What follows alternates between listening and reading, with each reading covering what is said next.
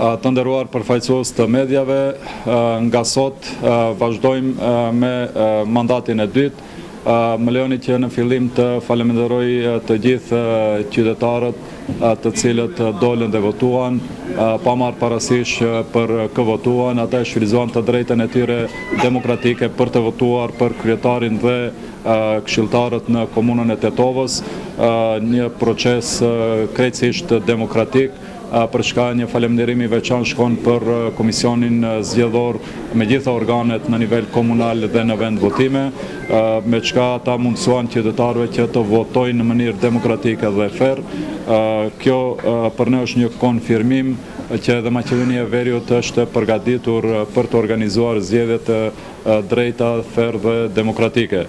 Një falemnderim për krasit të cilët, për ata më shumë se 21 vota, të cilët më dhanë mundësinë që edhe mandatin e dytë të vazhdojmë të realizojmë projekte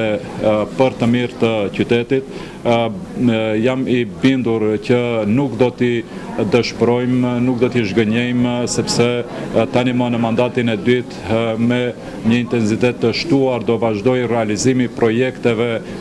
ashtu si kemi premtuar për t'i dhënë një hovë të ri zhvillimit të Tetovës. Veç më janë duke u realizuar disa mega projekte për Tetovën, siç është stadiumi i qytetit, i cili me punët që do vazhdojnë të realizohen aty do të bindim edhe ata që më spaku kanë besuar se ai stadium do të ndërtohet për shkak të dëshpërimit që ka qenë edhe mashtrimeve në të kaluarën,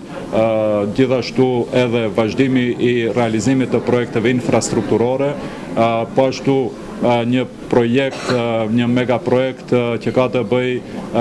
me kanalizimin fekal, pra një projekt mbi 40 milion euro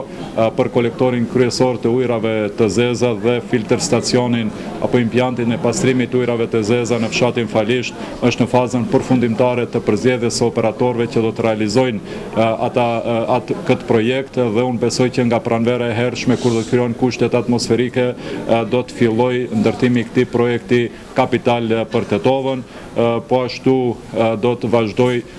me intensitet të shtuar ndërtimi i 2 objekteve të shkollave të mesme dhe rikonstruimi në fazën përfundimtare, rikonstruimi i objektit vjetër të medicinës që tani më shfrytëzohet nga shkolla e mesme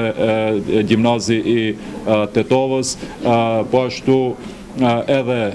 infrastruktura në sistemit të furnizimit me ujë të pishëm që nga gripi kryesor edhe rjeti shpërndarës, me shka deri në fund do të sigurojmë dhe ujë të pishëm për çdo banor të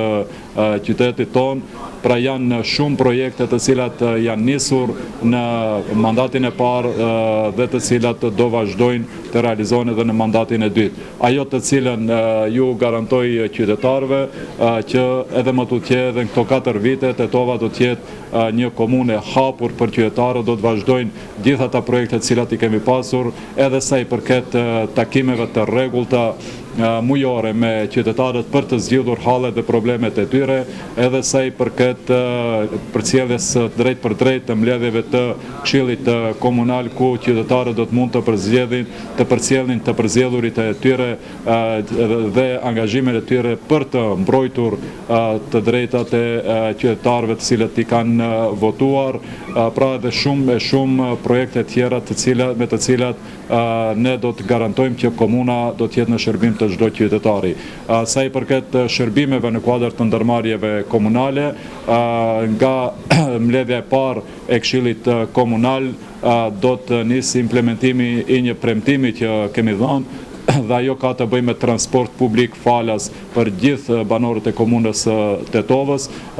dhe sigurisht kjo do të jetë edhe në shërbim të zvoglimit të kaosit në komunikacion, sepse transporti publik do të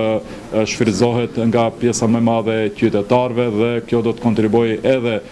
në sa i përket ruajtjes së ambientit. Po ashtu jemi në fazën përfundimtare të përpilimit të planit të mobilitetit, me çka do zgjidhet njëherë për gjithmonë edhe kaosi në komunikacion, edhe çështja e vend parkimeve. kërkoj dhe ftoj